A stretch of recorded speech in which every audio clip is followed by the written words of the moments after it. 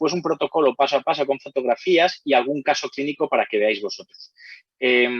Es verdad que esta técnica, bueno, allí hay algún doctor muy conocido que hace muchos cursos. Está el doctor Enrique Guzmán, que da bastantes cursos, otro más. Entonces, bueno, seguramente ya la habéis conocido y a lo mejor alguno incluso ya ha hecho algún curso o ya está utilizándola. Yo intentaré un poco, pues, haceros una introducción y veros que no es una cosa muy complicada. Antes de empezar, sí que me gustaría hacer una breve pues repaso de lo que es estética en odontología. Cuando nosotros hablamos de estética en odontología, tenemos que tener en cuenta todas estas cosas que veis en la diapositiva. Tenemos que tener en cuenta la línea del labio, la línea de sonrisa, si va a ser alta o baja o media, si va a tener sonrisa gingival o no, los corredores bucales, cuánto enseña, la morfología dental, si además se adapta a la forma de la cara, porque a la hora de que nosotros rehabilitemos, ya sea composite, cerámica, porcelana, coronas, carillas, etcétera, tendremos que tener en cuenta esa forma de la cara para intentar dejar la forma de sus dientes lo más parecido a la forma de la cara. Las proporciones dentales, el predominio de los incisivos centrales. Es verdad que aquí, por lo menos en España, de un tiempo a esta parte, ya lleva unos años, venía de Italia sobre todo, dar mucho protagonismo a los incisivos centrales. Hubo un momento que al final el protagonista de la sonrisa siempre tiene que ser los incisivos centrales. Aquí, no sé, como me imagino como allí también, cada vez empieza a ser más habitual la estética americana, dientes todos blancos, como decimos nosotros, de tabletas de chicles, que, bueno, cada uno tiene sus gustos. Yo creo que queda muy, muy poco natural y poco estético, pero al final cada uno tiene sus gustos y no voy a entrar en ello.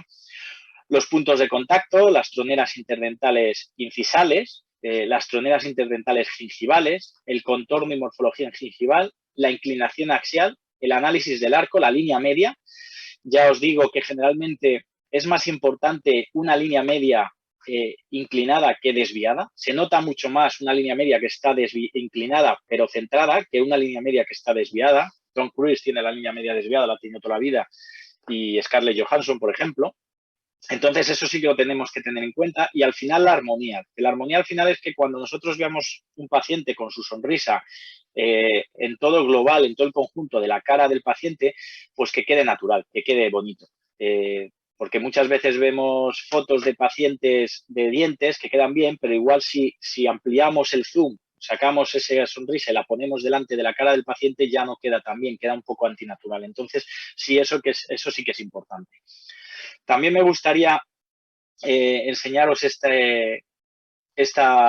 diapositiva, que es del libro de Pascal Magne, porque esta diapositiva al final lo que hace es resumir totalmente todos los conceptos de un vistazo muy rápido que vemos cuando hablamos de estética, ¿vale?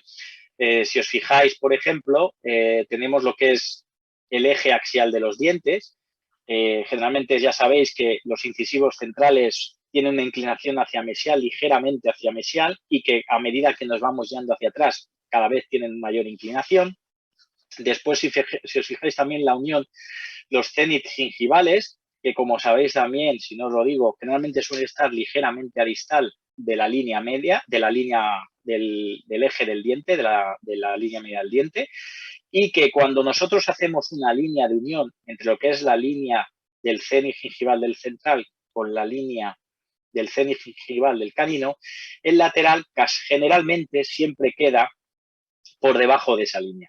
Después también los bordes incisales, la forma que suele tener los bordes incisales, que generalmente sí tiene que ser paralelo al borde inferior del labio, al borde superior del labio inferior, perdón, y que esto un poco va en gustos. A mí sí que creo que le da cierta individualización y, por tanto, cierta naturalidad que los incisivos centrales sean ligeramente más largos que los laterales y también que los caninos sean un poco más largos que los laterales.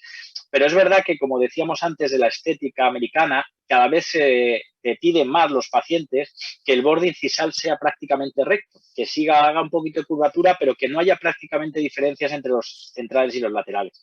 Ya os digo que eso va un poco en gustos de cada uno, y si podemos hacerlo, pues tendríamos que respetarlo y hacer lo que el paciente demanda. A ver que no me va. Ahora. Bueno, antes también de continuar, este es un artículo que habla un poco sobre cómo habitualmente se hacen las reconstrucciones de composite o carillas en el sector anterior. Supongo que vosotros también lo habéis hecho así. Generalmente tomamos un color, en este caso, que es cambiar unas reconstrucciones antiguas y que estéticamente, de forma, al paciente le gusta, lo que hacemos es tomar una llave de silicona de palatino, ¿vale? Si no le gustase, pues lo que haríamos es un encerado y haríamos una llave de silicona palatina de ese encerado. A continuación quitaríamos esas reconstrucciones y empezaríamos dando masas poco a poco desde palatino hacia vestibular. Empezaríamos con una capa de esmalte, generalmente después empieza con una dentina no muy opaca. A continuación ya se pone una dentina un poquito más opaca para tapar esa línea de fractura, haciendo un bisel también un poco más amplio, y después se haría otra vez dentina y por último terminaríamos otra vez con esmalte. Y entre medias podríamos añadir algún tipo de color o para dar un poco de fluorescencia, azulado, transparencia, etcétera, ¿vale? Una vez visto esto, vamos a hablar un poco de la técnica inyectada. La técnica de inyección con resina compuesta no deja de ser que es una alternativa de tratamiento y al final lo que es un prototipo estético funcional adherido y que podría estar en boca un tiempo aproximado de 5 a 7 años. Este primer párrafo es muy importante tenerlo en cuenta porque, como dice, no es un tratamiento tan definitivo como unas carillas de porcelana y eso hay que hacérselo ver al paciente.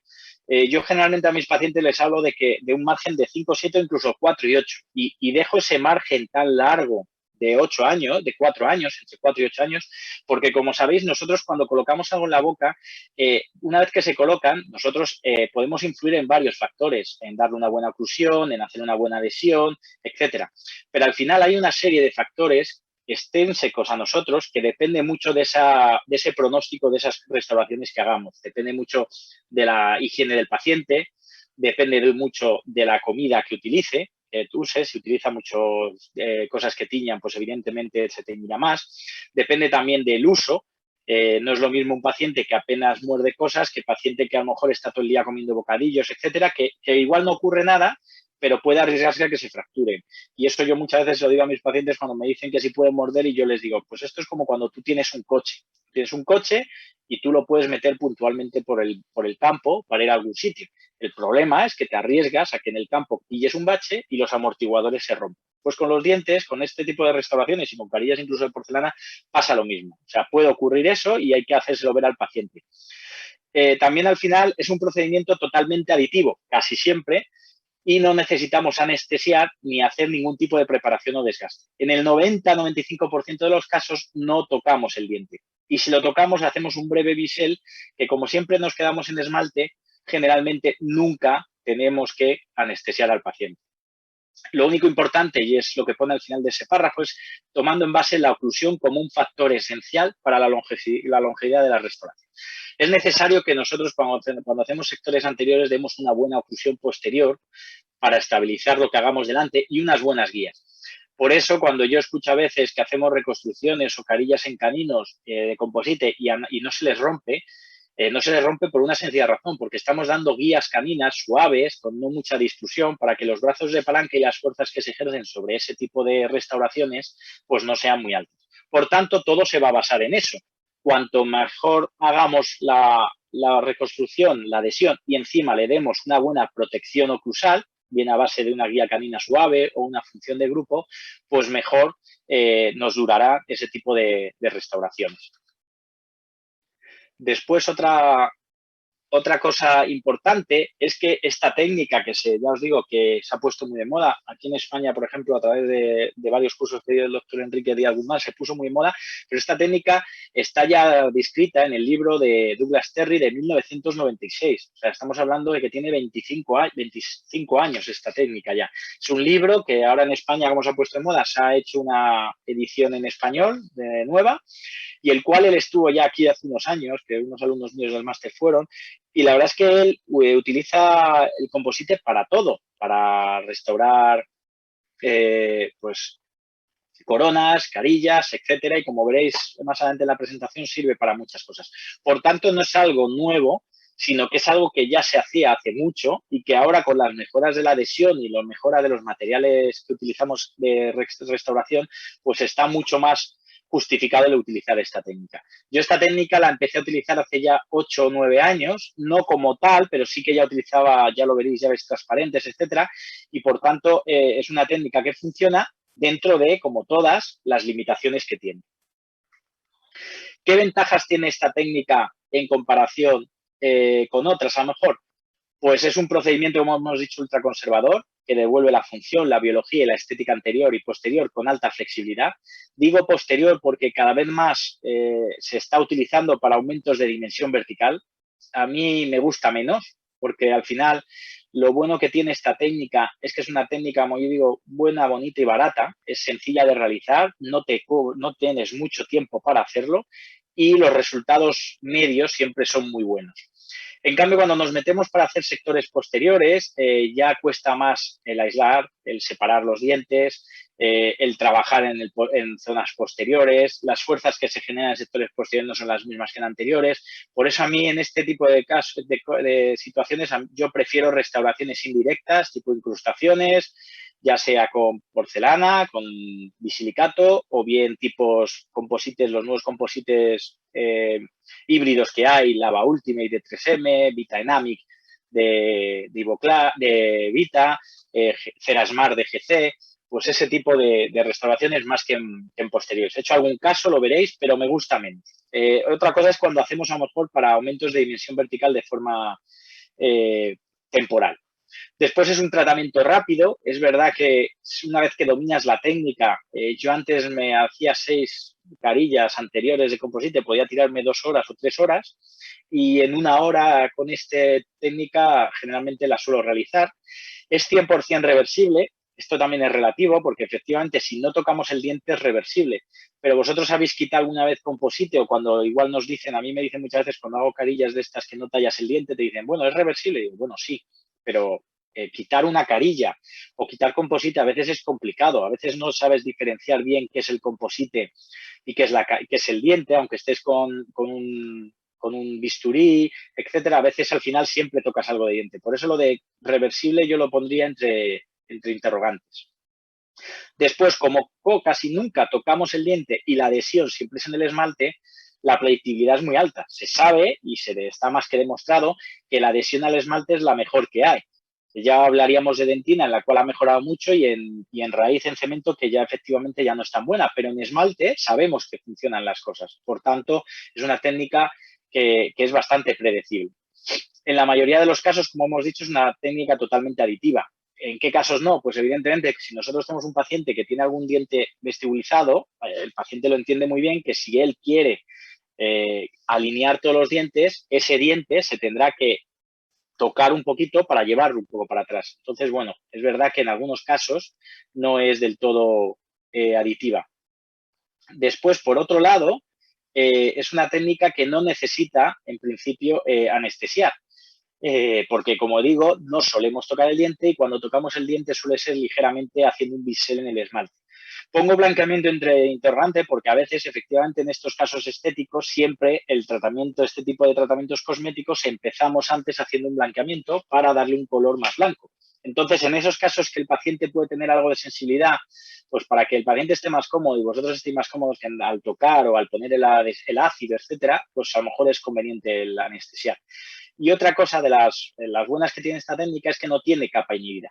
Nosotros, cuando generalmente se dice, cuando cementas carillas o cuando haces composites, te dicen que la última capa del composite pongas glicerina y polimerices con glicerina. ¿Para qué? Para que polimerices sin presencia de oxígeno y quitar esa capa inhibida, que lo que hace es que se va a mantener mucho mejor el color y la estabilidad a lo largo del tiempo. En este caso, como lo que hacemos es inyectar el composite y vamos sacando la jeringa a la vez que va saliendo el oxígeno, pues en principio cuando polimerizamos a través de esa silicona transparente se hace sin capa inhibida. ¿Qué inconvenientes tiene? Pues como todas las técnicas también tienen inconvenientes. Una de ellas que generalmente es verdad que se utiliza en situaciones que queremos hacer una lámina completa o una restauración 360, una corona. O sea, es raro que nosotros podamos hacer reconstrucciones únicamente mesial o distal para tapar diastemas sin cambiar la forma del diente. ¿Por qué? Porque como va inyectado, no podemos realizarlo si no tapamos un poco y si no tocamos el diente. Por eso cuando pongo que no es para bordes incisales, no es que no sea para bordes incisales. El problema es que si no tocamos nada ese borde incisal y lo vamos a aumentar y no creamos un cierto bisel, puede ser que al final, en ciertos casos de transparencia, etcétera, se vea esa línea de interfase entre lo que es diente y es composite. Si nosotros hiciéramos un bisel, al final el composite va de más a menos degradando y al final ese cambio es mucho más suave y no se nota. También es verdad que cuando hacemos blanqueamientos los dientes se vuelven mucho más opacos, blancos, entonces no es tan difícil el tapar ese borde incisal, esa línea del borde incisal. Pero sí que es verdad que generalmente cuando vamos a realizar esta técnica la realizamos para cambiar también, ya que aprovechamos para tapar diastemas, por ejemplo, que lo veréis, también lo haremos para cambiar un poco la forma y mejorarla. Después, otro problema de los que teníamos con este tipo de restauraciones es que el 90% de las resinas fluidas eran de la gama A. No había mucha variedad de colores para poder trabajar sobre los dientes y, por tanto, los resultados estéticos no eran muy buenos. Es verdad que ahora las resinas han mejorado muchísimo, tienen una capacidad pues como el camaleón, tienen capacidades camaleónicas para al final no pasar bastante desapercibidas, aunque el color que hayas elegido no sea el exacto, ¿vale? Tiene mucho camuflaje. Después, que no todos los pacientes son candidatos, como os he dicho antes. Hay pacientes que, si no se van a higienizar bien, que la dieta que hacen no es la correcta y tiene una oclusión que no es la buena, no os pongáis a hacer esto, porque al final el problema que vais a tener es que el paciente va a estar viniendo continuamente a la consulta porque se me ha roto, porque se me ha teñido, etcétera. Entonces sí que es importante tenerlo en cuenta. Después, otra cosa que tenemos es que no todas las resinas son candidatas para esta técnica. Ya lo veréis, ahora lo veremos, que no todas las composites fluidos los podemos utilizar y veremos qué tipos o cuáles podemos utilizar. Y después pongo este último entre interrogante, que es lo de peor estética que la técnica convencional. Esto muchas veces viene cuando hay una persona que hace mucho la técnica de capas que habéis visto antes en las fotos, siempre dicen que la estética es peor en este tipo de restauraciones que en la otra. Y yo creo que aquí hay que tener en cuenta dos aspectos o dos factores. Uno, primero, que para quién es más estético. O sea, muchas veces, yo creo que vosotros mismos lo veis, muchas veces somos nosotros, el mismo profesional, el que nos metemos mucho a intentar hacer translucidez en los bordes incisales, transparencias, fluorescencia, etcétera, y después el paciente eso no le importa.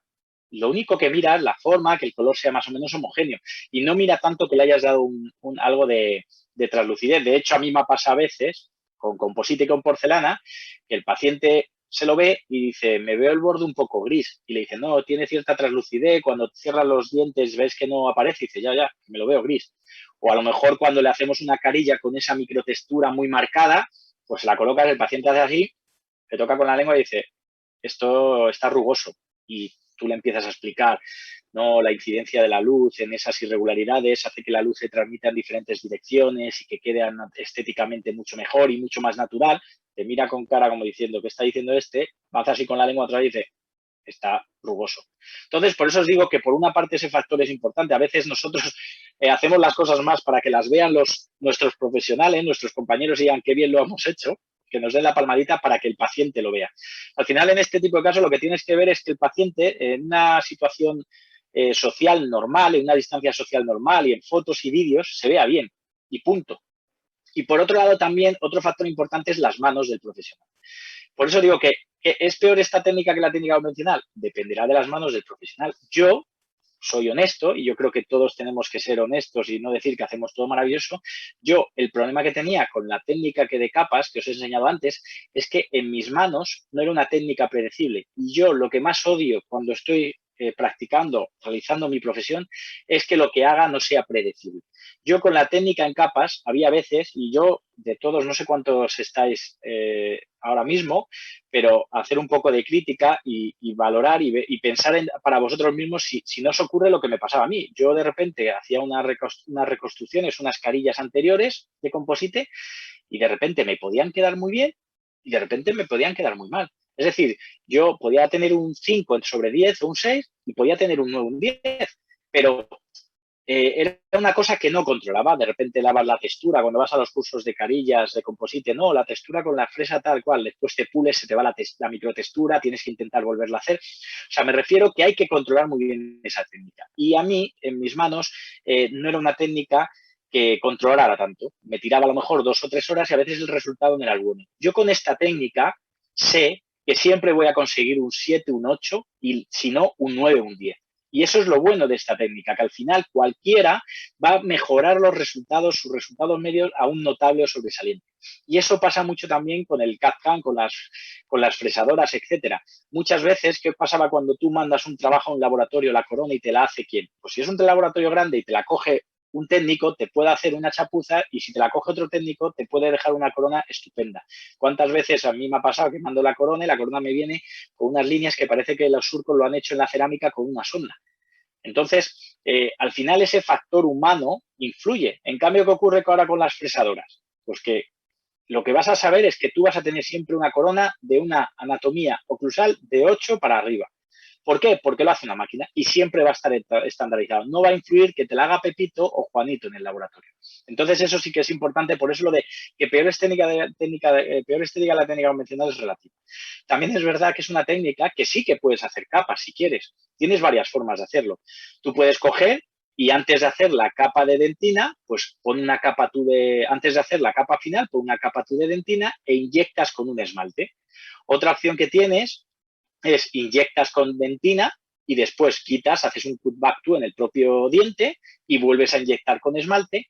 Y la tercera opción que tendrías es que el laboratorio te haga 2 llaves de silicona transparente. Una primera llave para inyectar solo dentina y una que te da la forma de los mamelones, si quieres, etcétera, y una segunda llave para que inyectes esmalte.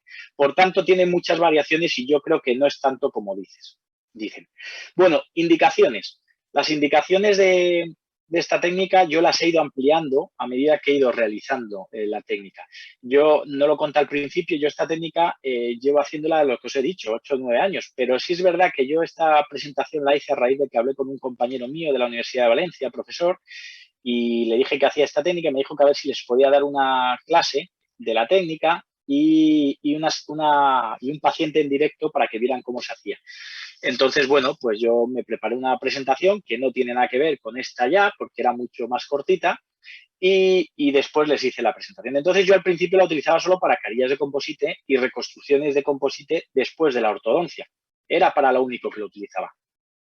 Pero es verdad que cada vez hemos ido aumentando el uso y las indicaciones. Por ejemplo, para lo que os he dicho antes, aumento de dimensión vertical, ya sea por método directo o indirecto. Cuando digo indirecto es que tú puedes coger, tomas la impresión, coges el modelo, lo enceras y lo que haces es una llave de ese modelo y te pones a hacer esas inyecciones, esa técnica inyectada en el modelo tallado, ¿vale? Entonces es una forma de hacerlo. Ya os digo que a mí no me gusta, yo soy más partidario de ya materiales más definitivos, tipo porcelana o híbridos, ¿vale? Pero se puede hacer.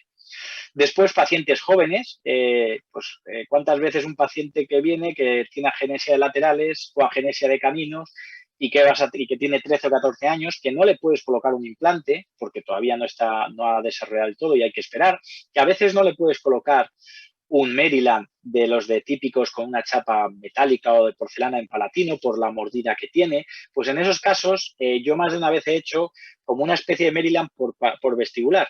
Es decir, hago una inyección del diente adyacente para mejorar la forma, hago una inyección del diente adyacente del otro lado, distal, para mejorar la forma y también inyecto todo en bloque el diente que le falta. Evidentemente, tiene sus inconvenientes porque son pacientes jóvenes que tienen menos cuidado y menos de las cosas que hacen y se puede romper. Pero la diferencia entre que se rompa esto y que se rompa un Maryland es que el Maryland, si es de porcelana, tienes que repetirlo. Si el Maryland de metal se descementa, tienes que volverlo a preparar y a veces ya no cementa igual. Y en cambio esto, tú tienes tu llave transparente, que ha tenido un accidente la chica o el chico y viene, pues en un momento le quitas y se lo pones y tardas 20, 25 minutos y se lo has vuelto a hacer. Entonces, evidentemente tiene sus limitaciones, pero también es una buena indicación. Después el mock-up biofuncional de larga duración. ¿Qué es esto? Yo, como siempre digo, en odontología también nos gusta mucho inventarnos o crear nuevos conceptos, pues porque todo el mundo habla de mock-up, pues yo voy a hablar ahora de mock-up biofuncional. Al final lo que dice el mock-up biofuncional es que es vosotros sabéis que después lo veréis en alguna diapositiva, hay un mock-up motivacional en el cual no tocas nada del diente, suele salirse hacia afuera y es para que el paciente acepte el tratamiento. Y después está este tipo de mock-up más biofuncional en el cual ya has tocado el diente, ya le dejas al paciente durante más tiempo para ver que se vea y que le guste, que ver que la oclusión es correcta y que se adapta, etcétera. Esto tiene un problema, porque este tipo de mock-up biofuncional, el problema que te puede ocurrir es que el paciente no vuelva. A mí me pasa en el máster con algún alumno que le hemos hecho un mock-up biofuncional de composite anterior a hacerle unas carillas de porcelana y todavía después de 2 años estamos esperando al paciente para que se haga las carillas de porcelana. Entonces tenéis que tener cuidado también con estas cosas. Después también mejoras en el resultado final. ¿Qué quiere decir? A mí me pasa algunas veces que el paciente viene, yo no le he visto y de repente le habían diagnosticado y le habían dado presupuesto y el paciente ya lo había aceptado, etcétera, de una cosa. Y yo veo, por ejemplo, de un central. Y de repente ves que es que el otro central también tiene alguna cosa que se podría mejorar, que si hiciéramos los dos, y claro, no le vas a decir al paciente ahora, no, es que no es esto, sino que tenemos que hacer también otras cosas. Entonces, como es una técnica, como os he dicho, que relativamente no es tan costosa de tanto de material, de laboratorio, como de tiempo, de sillón, porque al final en este tipo de cosas nos cuesta mucho hablar de dinero, pero a veces hay que hablarlo y también nosotros desde las horas que echemos en el sillón es lo que al final se traduce en que un tratamiento sea mejor o no desde el punto de vista económico. Y este tipo de tratamiento, como es corto y los resultados son muy buenos, pues entonces no cuesta, yo muchas veces no le cobro al paciente. Lo que quiero es que el resultado final de lo que yo haga quede bonito. Y que si yo voy a hacer una carilla, una corona en un central y resulta que cuando la termine el paciente va a decir, vaya lo que me ha hecho pues si le puedo mejorar haciendo algún composite, al final mi resultado va a ser mejor, el paciente va a hablar mejor de mí. Entonces, es una forma también de mejorar el resultado final. También en malas planificaciones. Yo he tenido casos que me han llegado, y ahora veréis en algún caso, el paciente viene con un tratamiento y cuando me viene, pues lo que teníamos que hacerle no se puede hacer y cómo tú le dices al paciente que ha sido un fallo nuestro y que tenemos que cambiar el tratamiento, pues muchas veces haciendo este tipo de técnica inyectada mejoras el resultado final y evitas esas malas planificaciones. Y por último, cirugía de injertos.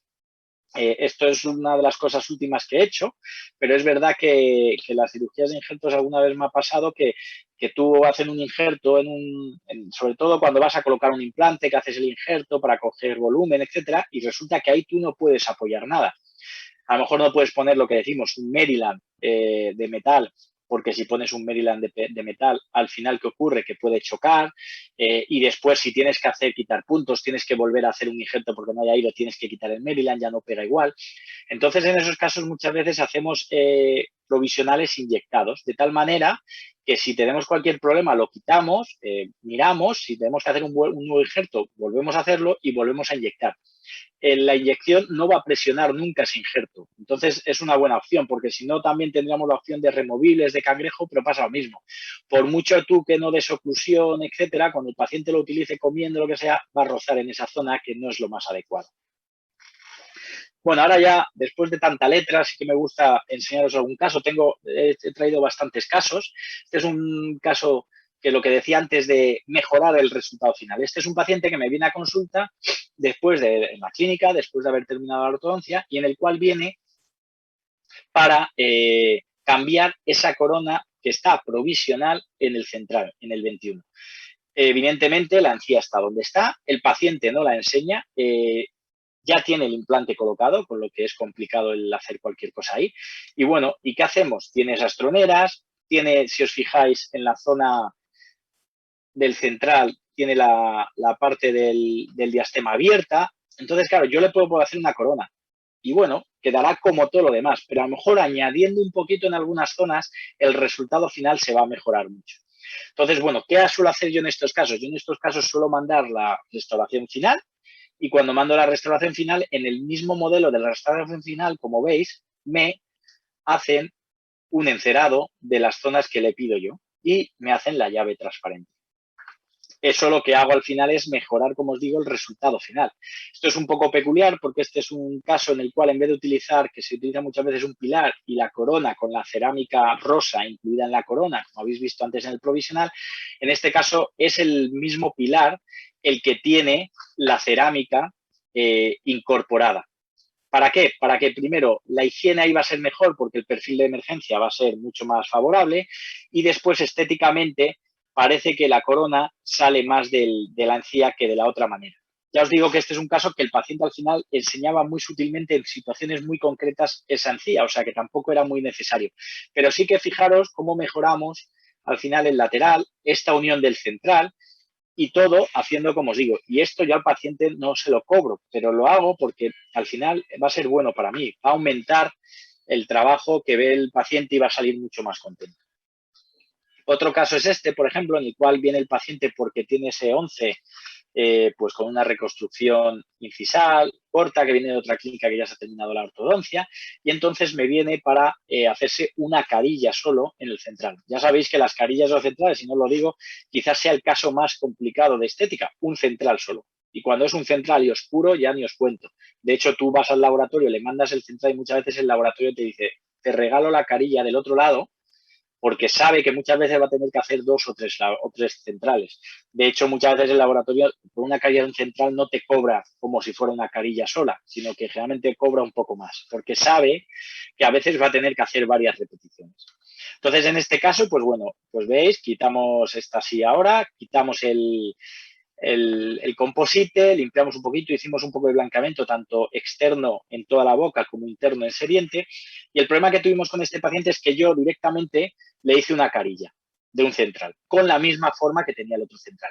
Y aquí es lo que os decía, aquí se ve bastante bien, ves más o menos igual, el borde un poquito parecido, tal, pero el problema que tiene es que cuando tú le veías la cara, llamaba mucho la atención esos incisivos tan redondos del borde. Entonces, ¿qué vas a hacer aquí? ¿Le vas a cobrar un central, una reconstrucción en el central, o le vas a tallar ese central del 21 para dejarlo recto cuando ya lo vas a subir más? Pues generalmente aquí lo que haces al final es una composite. Haces un composite en el otro lateral, en el otro central, y que quede lo más parecido posible. Efectivamente, el comportamiento del composite no va a ser igual que la porcelana, y eso se lo tienes que decir al paciente, pero tampoco la porcelana va a ser el mismo comportamiento que los dientes de alrededor. Por tanto, lo tenemos que tener en cuenta. Otro caso es este tipo de Maryland, lo que os decía. Os había dicho un Maryland en pacientes jóvenes, pero también existen casos, muchas veces ese típico caso de un incisivo inferior que está periodontal, que se hay que extraerlo, y ahí ¿qué haces? Que los demás dientes están como están, que si le pones a veces lo que se utiliza es el propio diente, lo recortas y lo pones ahí celulizado con un alambre porlingual, y a veces no queda muy allá. Pues a veces podemos hacer este tipo de cosas. Son pacientes periodontales, pues podemos hacer una carilla vestibular en un incisivo, otra carilla vestibular en otro incisivo y el diente totalmente de composite inyectado. De tal manera que al final has matado dos pájaros de un tiro. Has cerrado ese espacio que quedaba feo y por otro lado la has mejorado un poco esas troneras y esas zonas del sector anterior. Este es otro ejemplo de casos de lo que os decía de mala planificación. Nosotros vemos un paciente al principio del tratamiento, imagen de arriba, ¿vale? En el cual tiene un lateral, como veis, necrosado, oscuro, rotado, y decide hacerse ortodoncia, y durante la ortodoncia ese diente se ve que tiene una reabsorción y una fractura vertical y hay que extraer. Y se extrae, y por no planificarlo, durante el tratamiento de ortodoncia le colocan el implante.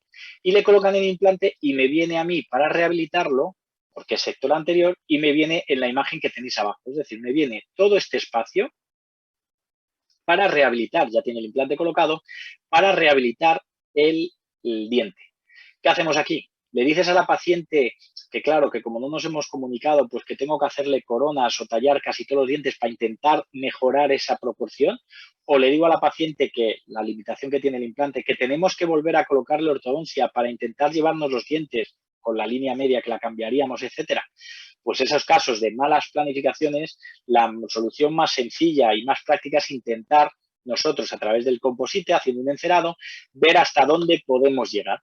Y al final lo que hicimos, que lo veréis ahora, es añadimos un poquito en este canino para hacerlo más ancho, añadimos aquí un poquito, añadimos en el lateral del otro lado, en el ángulo justo distal, para hacerlo un poco más ancho, por lo menos desde el aspecto visual, para que cuando el otro quedara no pareciera tan ancho, y al final este es el resultado final. El resultado final a lo mejor no es perfecto, pero sí que de dónde veníamos y lo que hemos conseguido prácticamente a base de solo colocar composite aquí, composite aquí, composite aquí, composite aquí y composite aquí, pues es muy grande. Y de hecho, aquí veis el resultado, lo que volvíamos a decir y os decía siempre, lo de la distancia social.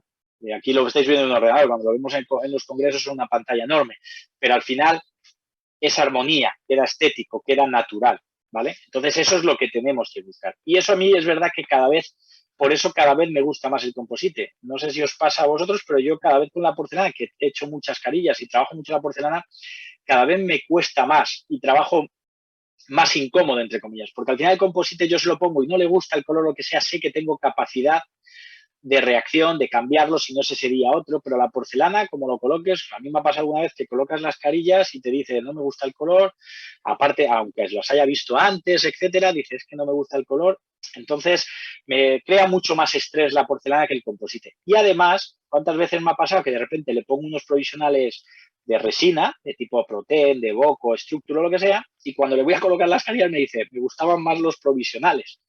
Y eso pasa mucho, o sea que por eso digo que a mí cada vez me gusta más el composite. Trabajo, eh, mi salud mental y física ha mejorado mucho con el composite. Bueno, vamos a pasar ahora a elementos claves de la técnica. Elementos claves de la técnica yo creo que son todos, ¿vale? Yo es verdad que al final esta charla lo que me gusta y cuando doy los cursos con los pacientes en directo, eso lo que me gusta es que sea una charla muy práctica, muy práctica. Yo muchos cursos que veo de técnica inyectada, que al final son tres tonterías, como digo yo, metemos mucha foto, metemos mucho DSD, ¿por qué? Porque hay que llenarlo. Entonces, yo sí que me gusta deciros una serie de truquitos que yo al principio me pasaba y fallé y metí la pata y para que no os pase a vosotros si en algún momento os lanzáis a realizar la técnica. Pues los elementos clave para mí son generalmente todos, pero hay tres principales, que es el composite, evidentemente, lo que utilizamos, la silicona transparente, de la llave transparente, y por último, una tontería que a veces pasamos que no nos importa, es el teflón. El teflón que utilizamos muchas veces no es el adecuado y parece que no, pero un teflón que sea el adecuado nos facilita la situación y la tarea muchísimo. Entonces eso hay que tenerlo en cuenta. En cuanto al composite, bueno, tenemos mucho. Yo sí que me gustaría aquí haceros hincapié que a mí no me paga ninguna casa comercial. Yo doy cursos, he dado cursos para GC, he dado cursos para 3M, pero a mí no me paga ninguna casa comercial y por tanto hablo un poco de todas y digo lo que tienen bueno y lo que tienen malo.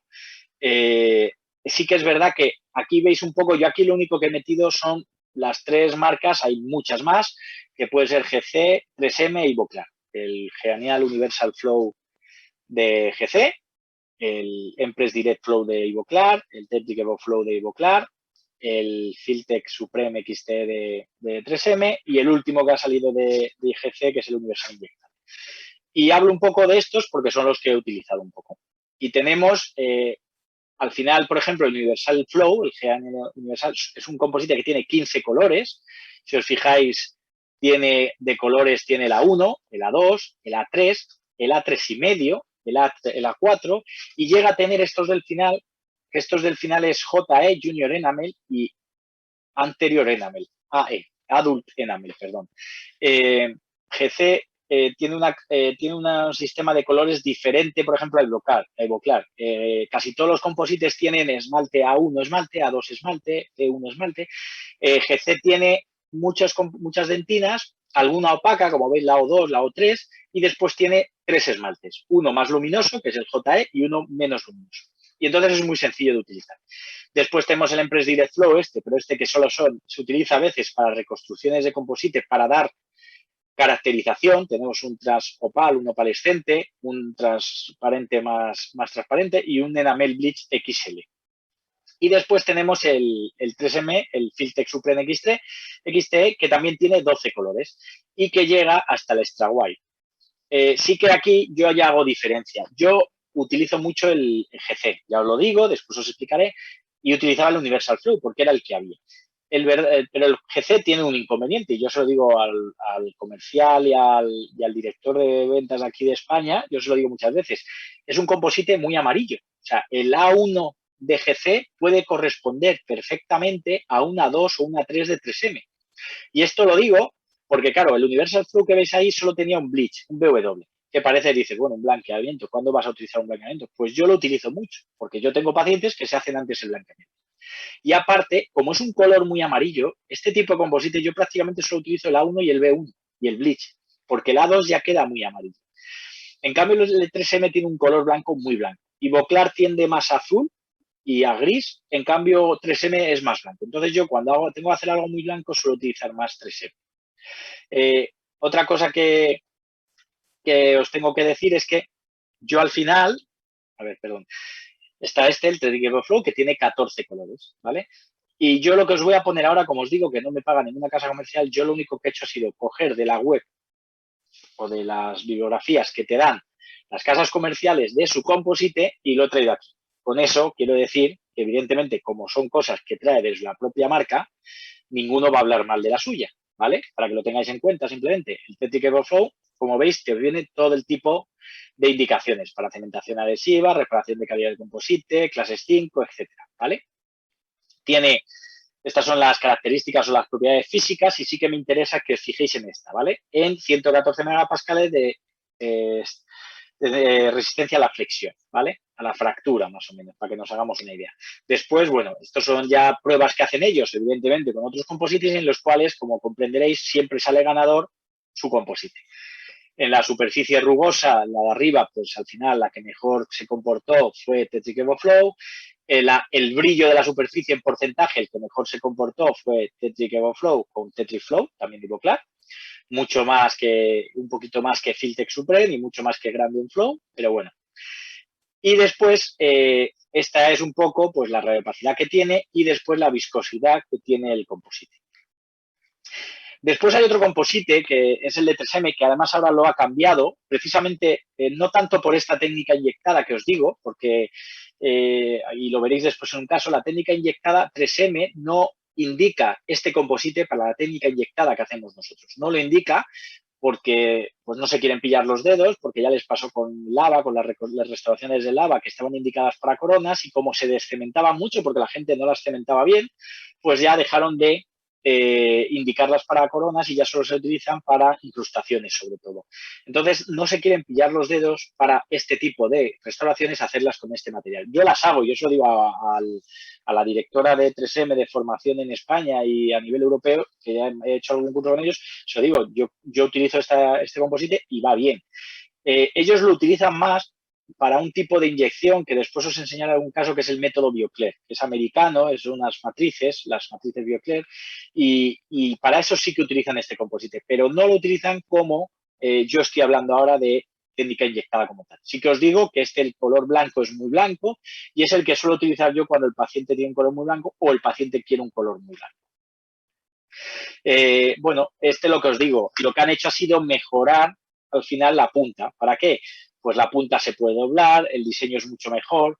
Como veréis en la imagen, bueno, esto simplemente es para que veréis después la técnica que os digo de Bioclair. Ellos calientan los composites, tanto el pasta como el fluido, y entonces te dice que ha conseguido la aprobación de la FDA para ser calentado sin que pierda sus propiedades físicas. Bueno, es un anecdótico, pero que es importante. Y esto sí que es verdad que ellos lo que han sacado ahora es esta jeringa, que es un poco más cómoda, que cambia el color de lo que es el vástago, porque muchas veces a mitad dices, me he quedado sin composite y no te habías dado cuenta. La jeringa es más cómoda, más curva, etcétera. Entonces, bueno, está bien, la han sacado un poco viendo que había ahí un mercado en el cual no tenía y lo han sacado y me parece buena idea. Y es de buena elección este composite.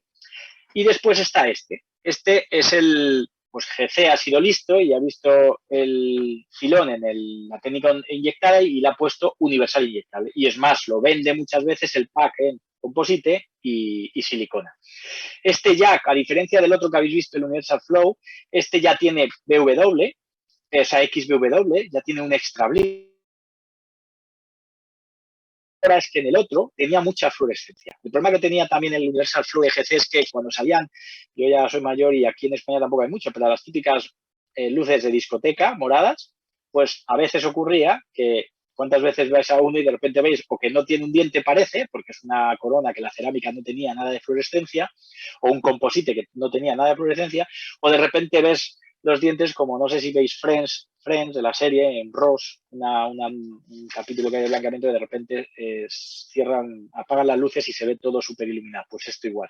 Entonces, esto lo ha mejorado este último composite y para colmo también lo que han hecho es que han mejorado la jeringa. ¿Vale? Ellos lo utilizan para todas estas cosas igualmente. La jeringa es un poco más grande, se dobla bien, con lo que llegas para sectores posteriores cuando quieres inyectar o colocar algo.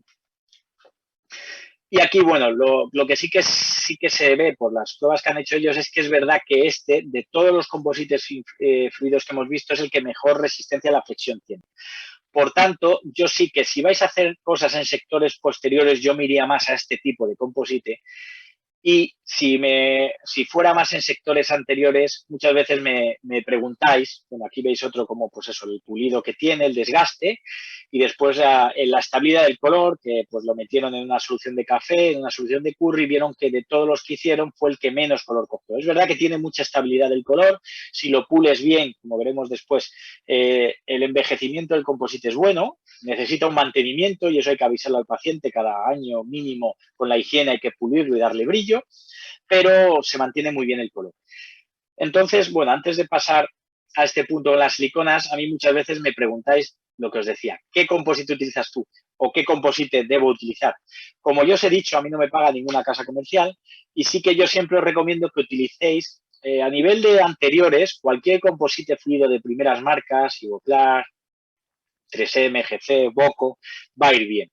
Por tanto, tendréis que utilizar aquel composite que también utilicéis de forma de pasta, en formato ya sea con pule o en formato jeringa. ¿Por qué? Porque muchas veces cuando tú haces el inyectado te puede quedar algún poro o después cuando terminas al paciente hay algo que no le gusta y tienes que añadir. Entonces siempre es bueno que la gama de color cromática sea la misma y por tanto lo ideal es que tengas el mismo composite del fluido que estás utilizando en pasta. Una vez dicho esto, ¿yo cuál utilizo? Pues yo generalmente en fluido suelo utilizar GC y 3M. GC, ¿por qué? Porque yo en el máster, mis alumnos, todos los años, GC les lleva a Lovaina, que está al lado de Bruselas, para hacer un curso de composites y yo he ido ya 2 o 3 veces con ellos, he hecho el curso y el composite de GC es un composite de pasta que se maneja muy bien y me gusta, y me gustó y es muy fácil lo que decíamos del A1, A2, JE, AE y entonces yo utilizo ese. Pero podéis utilizar cualquiera. Yo también utilizo mucho de pasta porque es más opaco a veces el de 3M. Entonces yo básicamente suelo utilizar esos dos.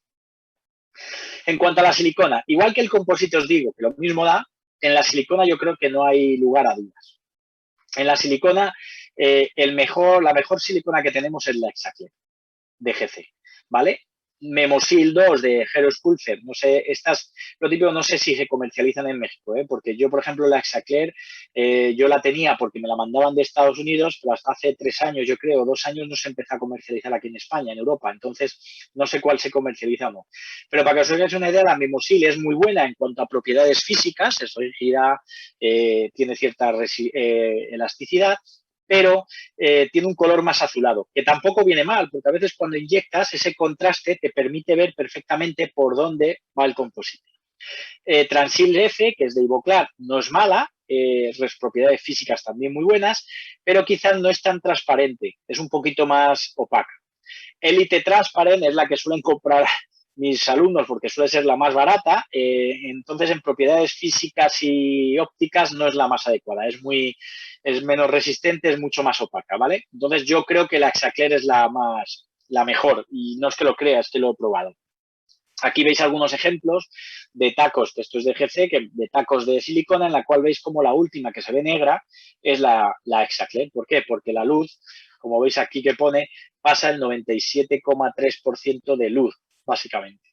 ¿Vale? La Elite Transparent, por ejemplo, pasa el 75% y la Memosil, que es esta azul que os digo, que no, evidentemente pasa menos luz, pero ese contraste blanco-azul te permite trabajar bastante cómodo.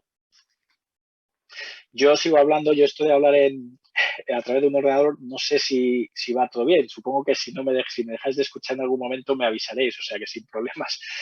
Bueno, aquí veis, ¿vale? Exaclare a la izquierda, muy transparente, Memosil más azulado y es allá el registrado Clear esta, que es una que se utiliza porque las acetonas transparentes el origen era para tomar registros de mordida.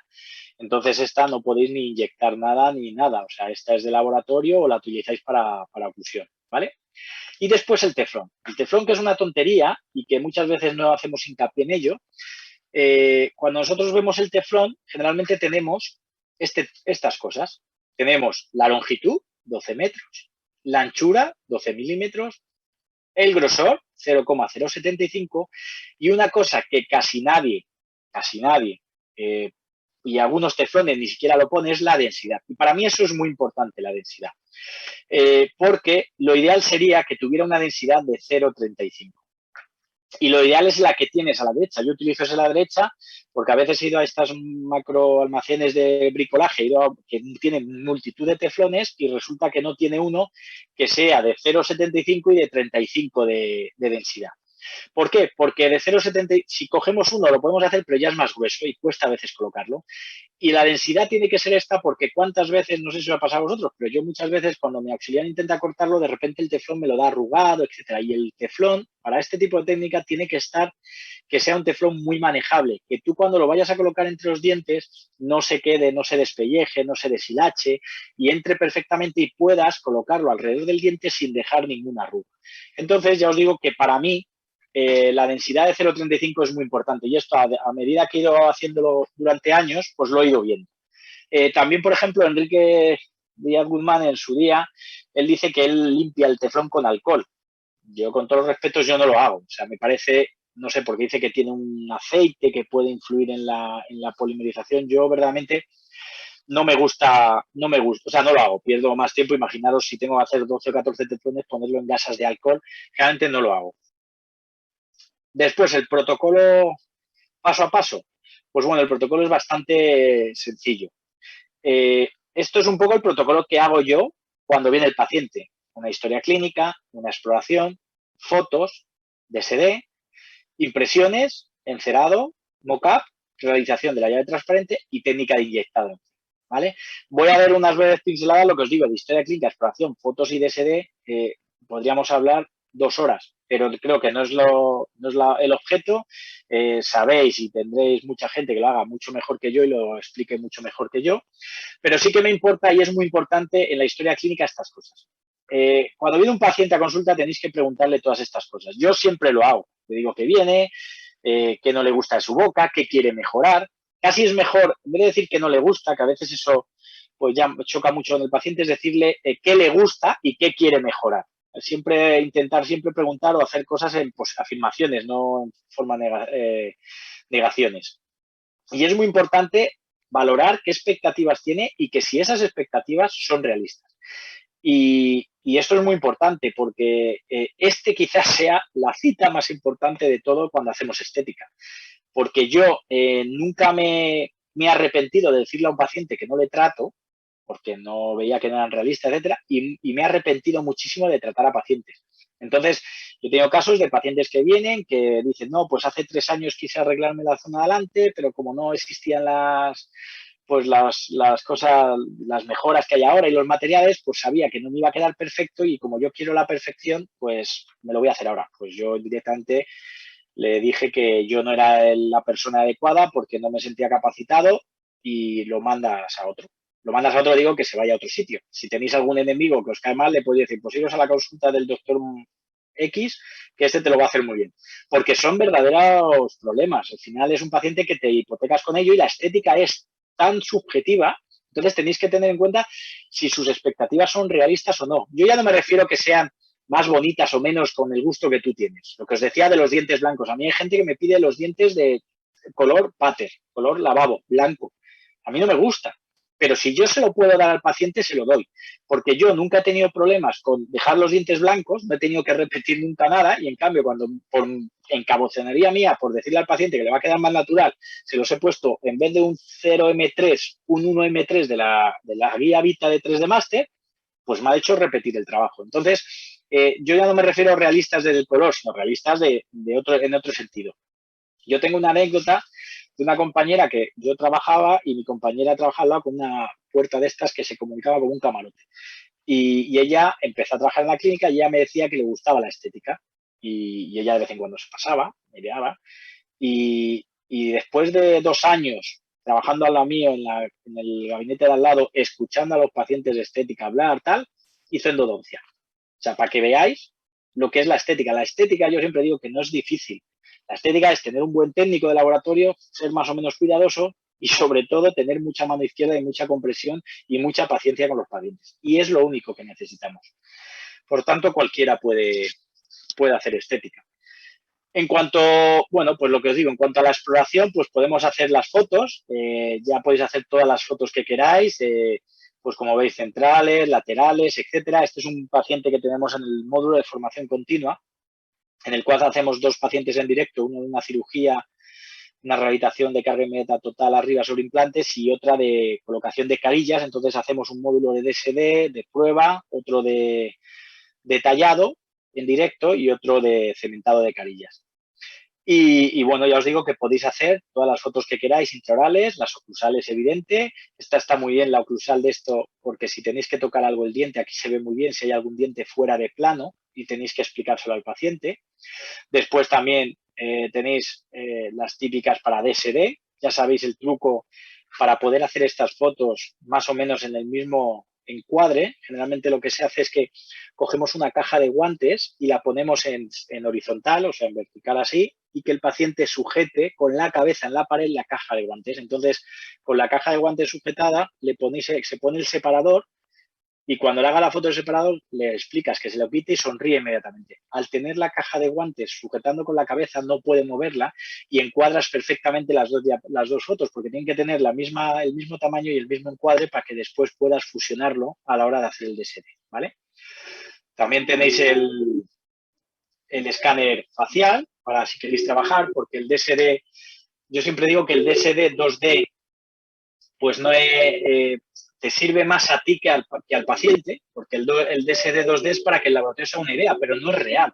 Tú estás utilizando una foto para hacer un diseño y no estás utilizando 3 dimensiones. De hecho, en Estados Unidos, como tú enseñas una foto, porque yo en cualquier foto puedo poner cualquier diente. O sea, yo puedo poner la boca de fulanito en cualquier boca, pero después eso, llevarlo a cabo no es realista. Y eso es un problema porque si tú enseñas eso al paciente, te comprometes a que en Estados Unidos te comprometes a que te lo hagas así, si no tienes un problema. Aquí en España, bueno, como todos los formatos de SD, ya sabéis cómo va el formato de SD, aquí también lo hacemos nosotros. Tú haces una foto y un vídeo al paciente sin nada, le haces el mock-up, le haces otra foto y un vídeo otra vez al mismo paciente y directamente, una vez que haces eso, al paciente no le enseñas el mock-up y te lo llevas a una sala en la cual está oscura, con una pantalla enorme y le pones una presentación con una música muy bonita en la cual llega un momento que le pones sonríe a la vida y le enseñas las fotos con mock-up. O sea, es una forma de motivar, mock-up motivacional, para que el paciente se haga el tratamiento y no se lo haga con otro y se lo haga contigo.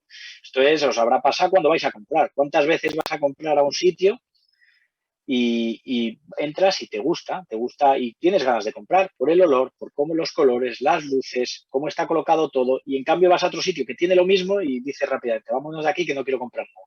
Pues todo eso está más que estudiado.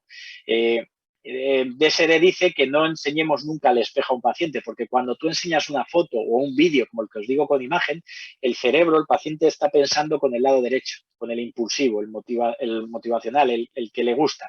Y en cambio, cuando le enseñas el espejo, ya empieza con el lado más razonable. De hecho, a mí me ha pasado que de repente le enseñas la foto y le gusta y le pones el espejo y dices, sí, pero aquí tengo un piquito en este y es un plástico lo que le estás probando. Entonces eso, tenerlo en cuenta. Yo sí que le enseño el espejo antes la foto y después el espejo, porque me da mucha vergüenza decir que no tengo espejo para enseñarle. Entonces siempre le enseño el espejo, ¿vale? O hacéis vídeos, este es otro paciente que tuvimos, y generalmente cada vez se tiende más a hacer vídeos en vez de fotos y sacar fotogramas de estos vídeos, porque el paciente es la primera vez que viene o es más, tiene complejo, no le gusta sonreír, y en cambio cuando tú te pones a grabarle un vídeo, le pones a hablar, hay en algún momento que el paciente se relaja y hay algún fotograma justo en el cual puedes fijarlo para hacer la sonrisa y por lo menos ver lo que enseña, analizar un poco lo que enseña, etcétera, ¿vale? Entonces, bueno, simplemente que lo tengáis en cuenta, que eso lo podéis hacer con el móvil. Yo lo hago con foto generalmente, el vídeo sí que lo hago con móvil, pero las fotos las suelo hacer con fotografía. Y bueno, pues ya os digo que es el caso que tuvimos. en el cual ya os explico más o menos que DSD tiene pues un encerado pretratamiento en el cual, como se ve más o menos, es cómo debería ser ideal y en el cual se ve también lo que tiene el diente debajo. Tiene otro encerado que es más motivacional, en el cual, como no se toca diente, la forma más o menos es la misma, pero todo más hacia afuera porque no tocamos diente. Y el último ya es el DSD, lo que te hace a veces es eso, que te dice cómo tiene que quedar el paciente con ortodoncia, etcétera, y sobre eso te hace ese encerado ya una vez que supuestamente haya estallado. Bueno, esto es lo que enseñamos muchas veces. Aquí veis, aquí justo cómo pasa de un lado a otro, ¿veis? Os lo amplío para que lo veáis. A ver si sale otra vez. No, ya no sale. Bueno, y eso es un poco el DSD que hicimos y el mock-up motivacional que le pusimos al paciente. Este paciente, por ejemplo, yo cuando veía los vídeos de que lloraba y no me lo creía, pues este paciente lloró. O sea que nos lo hizo, este módulo nos lo da el doctor Federico Brunner. Y nada, simplemente para que lo supierais. En cuanto a las impresiones, pues bueno, las impresiones yo siempre os digo que nosotros no estamos haciendo un encerado para hacer un DSD o para probarlo al paciente o para estudio. Nosotros el encerado que vamos a hacer es un encerado definitivo porque vamos a hacer unas restauraciones definitivas de ese encerado. Por tanto, las impresiones que tenemos que hacer, lo ideal serían que fueran lo mejor posibles. Por eso, si utilizamos alginato, pues podemos utilizar este tipo de máquinas de mezclado que sale un alginato que parece silicona y el detalle es muy bueno. Lo ideal sería o un poliéter o una silicona fluida y pesada. ¿Qué ocurre? Que al final, cuanto más hacemos estas cosas, más vamos aumentando los costes del tratamiento. Pero bueno, simplemente que lo sepáis. Esto sería lo ideal. O bien a veces, pues en un término entre una y otra, existen algunos fabricantes que tienen una especie de alginato, que no es alginato, pero tampoco silicona, en el cual se coloca en la máquina, en el dispenser automático y que te puede hacer un poco, pero que es más caro que el alginato. ¿Vale? Entonces, bueno, las impresiones, cualquiera de las tres, yo sí que os recomiendo, en casos sobre todo muy estéticos, iros más a silicona pesada fluida o poliéter, ¿vale? Y aquí viene el kit de la cuestión, el encerado. El encerado, lo que os comento y yo os lo digo mucho a mis alumnos. Si tú no sabes encerar bien, no hagas un encerado para el inyectado. Y lo digo muy sinceramente. ¿Por qué? Porque esto que estáis viendo en la pantalla, este encerado, es lo que el paciente se va a llevar a casa. No es un encerado de una prueba de DSD para ver proporciones y que el paciente se vea de lejos un poco. No es un encerado para que tú estudies en la boca las distancias y cuántos tamaños necesita el diente. No, es un encerado que va a servir para hacer la prótesis definitiva, la restauración definitiva. Por tanto, el encerado tiene que ser muy bueno. Si vosotros se os da bien encerar, podéis hacerlo. ¿Qué pasa? Que al final el encerado lo que tiene es que pues quita tiempo de clínica, quita tiempo de trabajo, entonces, bueno, si os gusta y os relaja, podéis hacerlo. Pero que sepáis que el encerado tiene que ser muy bueno, porque si no, no va a quedar bien el trabajo, ¿vale? También los modelos, pues algunas veces os dicen que se puede hacer un modelo Geller, es decir, de alveolar, que quitas los dientes. Sí, sería lo ideal. Pero yo no sé allí, aquí en España el modelo alveolar te vale 20 o 30 euros a veces por cada diente, por lo que al final volvemos a la misma, vuelves a subir costes del tratamiento y al final le vas a cobrar, si empiezas a sumar vas a tener que cobrar esa reconstrucción de composite o esa carilla de composite, en vez de como una reconstrucción la vas a tener que cobrar casi como una carilla de porcelana, porque si analizas gastos vas a tener casi el mismo gasto de laboratorio de una que de otra. Entonces, bueno, eso lo dejo a vosotros. Después otra cosa que sí que me ha surgido y que propongo es, ¿qué encerado hacer? ¿Analógico o digital? Pues bueno, yo sí que me gusta aquí, os voy a decir un poco lo que yo veo, ventajas e inconvenientes de cada uno. A mí el analógico me gusta mucho. Que si sabe encerar el laboratorio es espectacular cuando los encerados que te pueden hacer. ¿Qué ocurre? Primero, con el analógico lo bueno que tienes es que tienes un control del espesor.